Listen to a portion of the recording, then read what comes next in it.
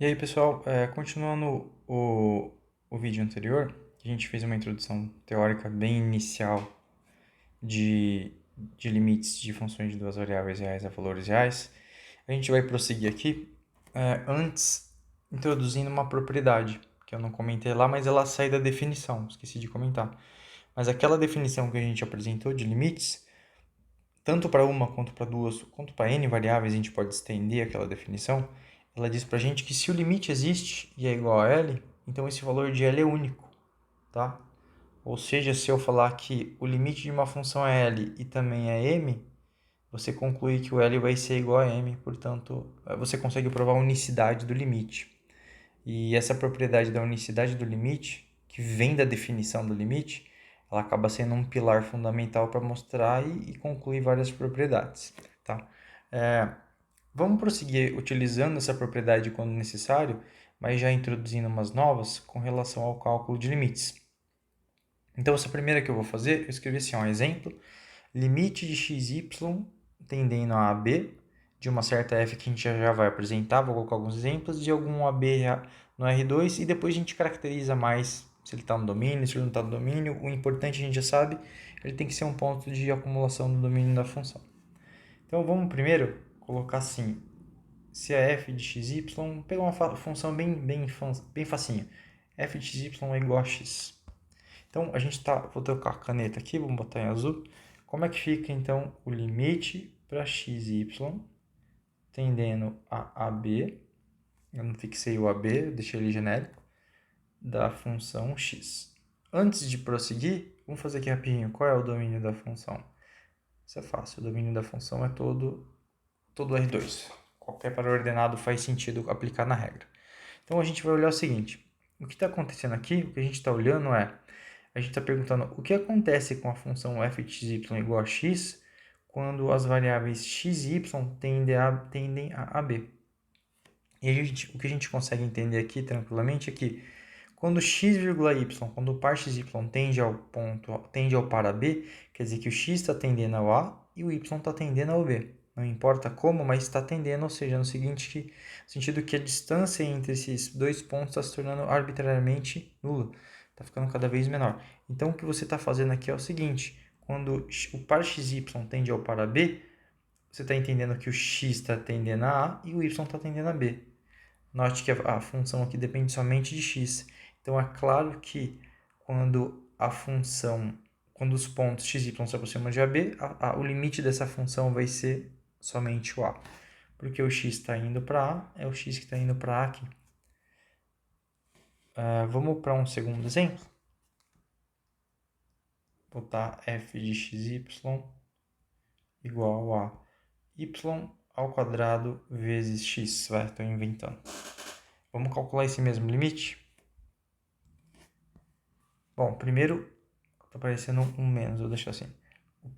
O domínio da função nesse caso, fica claro para a gente que é todo R2 também, não tem nenhum problema com relação à regra. O limite de xy tendendo a AB, não fiz nenhuma caracterização quanto ao ponto AB que a gente quer calcular. O domínio é todo R2, então esse ponto em volta do ponto AB sempre vai ter pontos do R2. A função y ao quadrado vezes x. Então fica assim, ó. Quando x tende a A e y tende a B, o que acontece com esse produto? Bom, o x está tendendo a A, o y está tendendo a B, então como está ao quadrado está tendendo a B ao quadrado, fica claro que isso está indo para B ao quadrado A ou AB ao quadrado, como preferir. Fácil.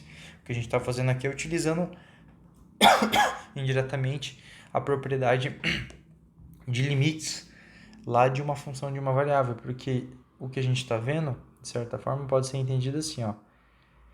Neste presente caso, né, para ser bem específico, o limite de y ao quadrado vezes x, né, y ao quadrado vezes x, a gente pode até entender, né, é o que a gente está fazendo, é que está acontecendo aqui, tá sendo aplicada a regra que o y está indo para b e o x indo para a. Por isso que sai por isso que sai b ao quadrado vezes a, tá bom? Depois a gente consegue introduzir a noção de continuidade, ela sabe bem desses fatos. A gente faz em breve. Vamos fazer mais alguns exemplos. Vamos trocar a caneta, pegar a preta de novo. 3. Vamos pegar um não tão sutil assim. Não tão fácil. Vamos tentar esse aqui, ó. X ao quadrado menos y ao quadrado dividido por x ao quadrado mais y ao quadrado. Aí agora eu vou fazer algumas escolhas para A e para B. Então, vamos fazer assim. Quando A e B é igual ao número 1 e 0, por exemplo. Como é que fica nesse caso? Bom, então eu quero analisar o limite para xy tendendo ao ponto 1 e 0 da função f de xy, que é x ao quadrado menos y ao quadrado dividido por x ao quadrado mais y ao quadrado. Antes de sair fazendo conta, rapidão, vamos só descrever o domínio da função aqui. O domínio da função, qual que é mesmo? Vai ser o conjunto de todos os pontos R2 menos o zero. A gente vai escrever desse jeito aqui, ó. É o R2 sem a origem. É o R2 sem a origem, certo? Então, esse limite aí que a gente começou a calcular, para o ponto 1 e 0, nesse caso, note que o ponto 1 e 0 está no domínio da função. Se ele está no domínio da função, eu posso calcular a função nele. E se eu posso calcular a função nele, fica claro que ao fazer x tender a 1 e y tender a 0, eu posso tornar o xy cada vez mais próximo do 1 e 0, ao ponto de falar que eu posso colocar lá em cima, inclusive. Como a gente tem aqui somente funções contínuas envolvidas, funções no sentido de uma variável real, né? Então a gente pode entender desse jeito aqui, ó, que eu posso aplicar de fato o valor 1 no x, o valor y no 0, o valor 1 no x, o valor 0 no y, e essa conta vai dar 1. Então esse é o limite para xy tendendo a 1 e 0 vai ser 1. O que acontece se eu pego, por exemplo, AB igual a 1 e menos 1, por exemplo? Mais um caso. Vamos lá. Observe que esse ponto pertencia ao domínio da função. Este ponto também pertence ao domínio da função, né? Só você comparar aqui de novo. Então, nesse caso, você vai fazer a mesma coisa do caso ali anterior. xy tendendo a 1 e menos 1. Aqui no numerador vai ficar assim. Vamos só reescrever a função, né? Y ao quadrado dividido por x ao quadrado mais y ao quadrado é igual a limite para xy tendendo a 1 e menos 1. Agora, eu posso, de fato, substituir os valores. No lugar do x, eu coloco 1. No lugar do y, eu coloco menos 1. No lugar do x, eu coloco 1. No lugar do y, eu coloco menos 1. Essa conta vai dar 0, né? Porque o numerador vai se anular. Note que embaixo não dá 0, embaixo vai dar 2, tá bom? Então, tá tudo ok. Quer dizer que o que você está, ao calcular esse limite, né? Vamos fazer uma breve interpretação aqui. Né? Quando a função se aproxima, os valores de xy se aproximam do ponto 1 e 0, deixa eu mudar a caneta aqui e botar vermelho. Quando os pontos xy, os valores xy se aproximam arbitrariamente do ponto 1, 0, quer dizer que a imagem está ficando cada vez mais próxima de 1. Tanto que neste ponto, de fato, se você aplicar ele, vai dar 1. Tá vendo? Dá exatamente 1. Se você aplica este ponto na função, o valor da função vai ser 1. O que quer dizer este limite nesse cálculo que você falou? Nesse cálculo que você fez? Quer dizer que quando você faz os pontos xy ficarem cada vez mais próximos, mais diferentes do ponto 1 e menos 1, os valores da imagem estão ficando cada vez mais próximos de 0. Tanto que, quando você aplica, nesse caso, você pode fazer isso, pois pertence ao domínio, quando você aplica esse na função, vai dar de fato o 0, tá bom? Isso está bem associado ao a gente falar que a função é contínua no ponto, tá bom? A gente vai explicar isso na semana seguinte. Agora, vamos colocar mais um exemplinho nesse caso aqui, um pouquinho menos trivial. Vamos fazer o par AB agora sendo o 0, 0, tá bom? Note que o 0, 0 não está no domínio da função, né? Foi como a gente escreveu aqui. O 0, 0 não está no domínio desta função. Se eu colocar 0, 0, vai dar 0 sobre 0, que é uma indeterminação. Mas ainda assim, a gente pode se perguntar o que acontece quando os pontos x e y estão cada vez mais próximos do 0, 0, né? Se a gente for fazer uma interpretação geométrica bem básica aqui, desenho bem rapidinho aqui, eu já o apago, inclusive, na verdade eu vou deixar, que acho que ele pode ajudar nas contas. Vou deixar ele num cantinho aqui e a gente dá um jeito depois. Aqui é o XY e aqui é onde mora a imagem. Então a gente está olhando aqui, ó, tô olhando para o R2, o R2 é a origem do R2, que não está no domínio, certo? E eu sei que qualquer ponto do R2 eu posso aplicar na função menos a origem, certo? Vamos lá. E a gente quer fazer o seguinte, a gente quer se perguntar, quando eu pego pontos cada vez mais próximos da origem, deixa eu aumentar isso aqui, está muito pequeno. Quando eu pego pontos mais próximos da origem, o que acontece, né? Basicamente estou falando assim, ó, quando eu pego circunferências cada vez menores, mas centradas na origem e considero os pontos lá dentro e aplico a f de xy, o que acontece com a imagem?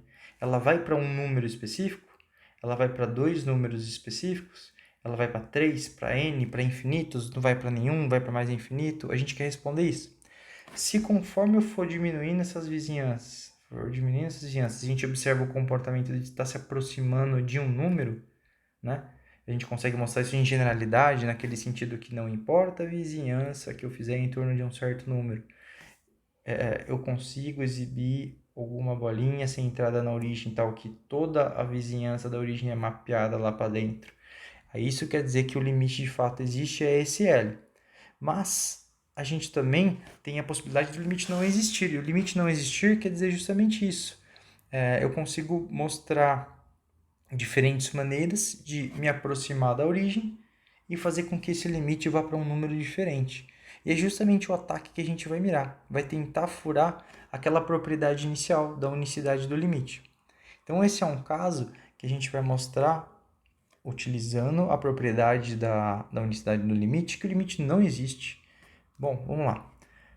Aqui, o ponto 0, 0, como a gente viu, ele não pertence ao domínio da função, né? Como a gente definiu lá atrás. Vamos fazer em azul esse limite.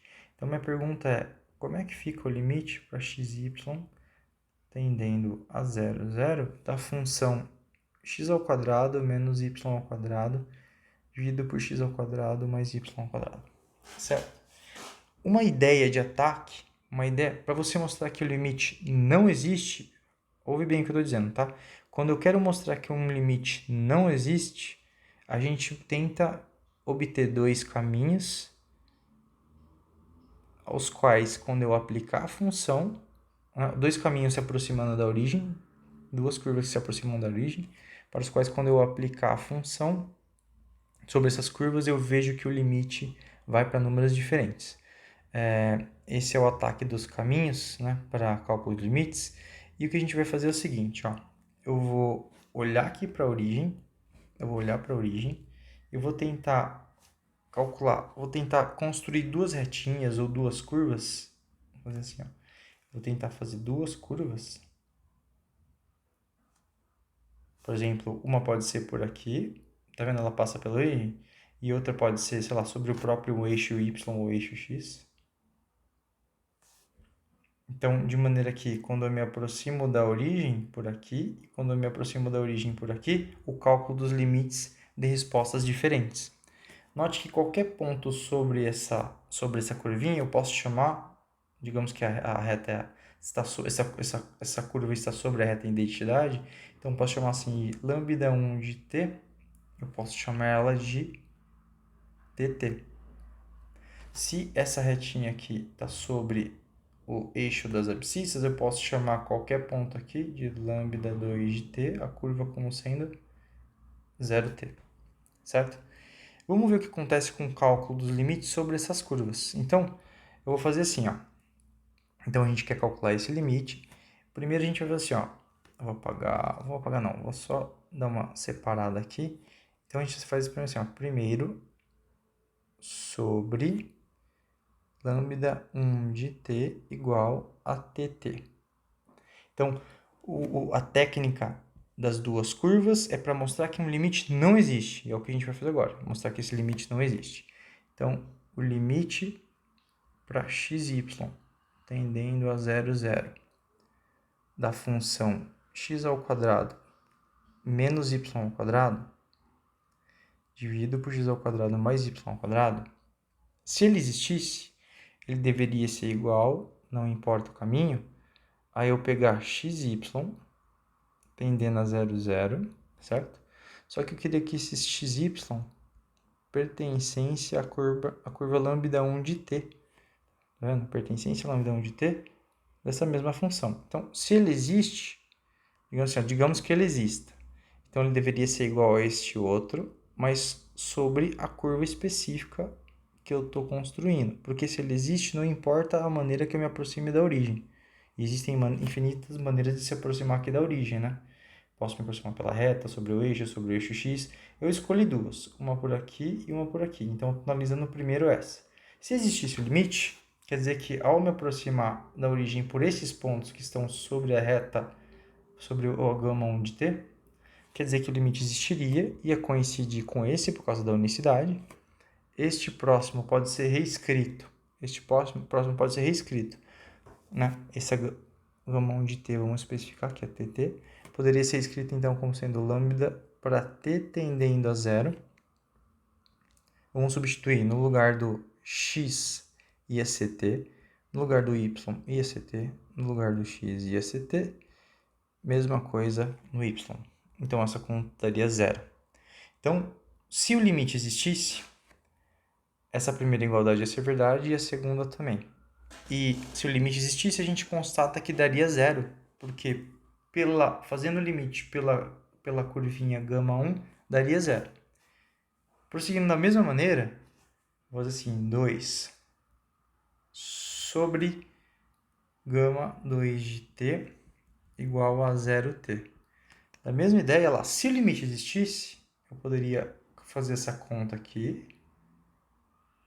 Se o limite existisse, eu poderia fazer aquela mesma conta que a gente começou a fazer inicialmente, porque se ele existe, o limite é único. Então, esse limite deveria coincidir também quando o xy tende a 0, 0, só que desta vez com essa restriçãozinha. Os pontos xy vão estar sobre a curva gama, esse gama de t, essa notação é um pouquinho forçada que eu estou colocando aqui, tá? Mas não tem problema porque não vai ter nenhum tipo de nada indo contra. A gente tá claro no contexto, tá bom? Sobre a gama 2, 0 de t. Vamos já substituir aqui, tá bom? Nesse ponto mesmo, não. Vamos escrever de novo igual a gente fez ali. X ao quadrado menos y ao quadrado dividido por x ao quadrado mais y ao quadrado. E isso, por sua vez, é o quê? Vai ser o limite para t tendendo a 0, porque quando xy tende a 0, 0 e os pontos estão sobre essa curva, vamos voltar aqui no desenho para vocês entenderem, que agora eu vou até mudar a caneta para vocês entenderem. Aqui o vermelho, ó. Agora eu estou sobre essa curva aqui, tá vendo? Se eu estou me aproximando cada vez mais da origem sobre a retinha y, quer dizer que os pontos aqui em cima são da forma 0,t e o t está tendendo a 0, tá vendo? E o t que tende a 0. E é o que eu estou fazendo aqui agora, ó. Voltar para a caneta azul. E é o t que está tendendo a 0. Só que aqui sobre a curva, o x é 0 e o y é t. O x é 0 e o y é t. O x é 0 e o y é t. Só que essa conta, por sua vez, vai dar menos 1. Olha lá. Você chegou em menos 1 num lado. Então, se existisse o limite, pela primeira conta ele deveria dar 0 e pela segunda conta ele deveria dar menos 1. Então, isso é falso, né? Portanto, não existe o limite para xy tendendo a 0, 0, dessa nossa f de xy, x ao quadrado, y ao quadrado, x ao quadrado mais y ao quadrado. Por quê? Por causa do teste dos dois caminhos. Se você consegue dois caminhos distintos que passam sobre aquele ponto que você está analisando o limite, e você faz o limite desse jeito que a gente acabou de apresentar, utilizando esses dois caminhos, e as respostas dos limites dão distintas, você pode concluir que o limite não existe. Note que a recíproca não é verdadeira. O fato de você calcular o limite por dois caminhos e eles derem iguais, isso não implica a existência do limite, tá? Por quê? Ó, vamos aproveitar esse exemplo mesmo para ver se a gente conseguiria... A gente consegue, olha que interessante.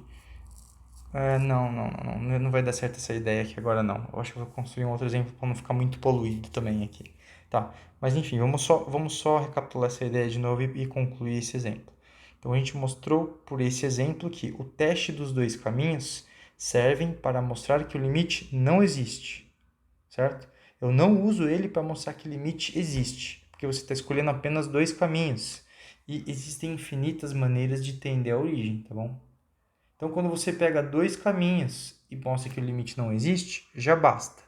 Mas só com dois caminhos eu não consigo provar a existência do limite, pois existem uma infinidade de maneiras de entender um certo ponto quando você está no plano, tá? Isso já não acontece lá quando a gente falava de limite de uma variável, lembra? Porque quando eu falo limite de uma variável real e você quer tender a um ponto P, você só pode fazer isso pela direita ou pela esquerda, tá bom? Quando você faz isso, você pode aí falar do limite de uma variável, mas como a gente agora está falando de limite de duas variáveis, de 2 para cima, você tem infinitas maneiras, né? Vou fazer um eixo a mais aqui, ó. Aí você teria infinitas maneiras de tender um ponto. Não vou estragar esse desenho. Vamos fazer aqui mesmo. Aí você teria infinitas maneiras de entender, por exemplo, a origem, né? Existem infinitas retas que passam pela origem e você pode analisar você teria que analisar pelas infinitas e isso não é possível, tá bom? Recapitulando, o teste dos dois caminhos serve para mostrar a não existência de limite, mas não serve para você mostrar a existência de limite. Para mostrar a existência de limite, a gente tem que utilizar alguns argumentos um pouco mais técnicos e a gente faz isso num próximo vídeo, tá? Eu não vou continuar esse para ele não ficar muito longo. Então, até o próximo.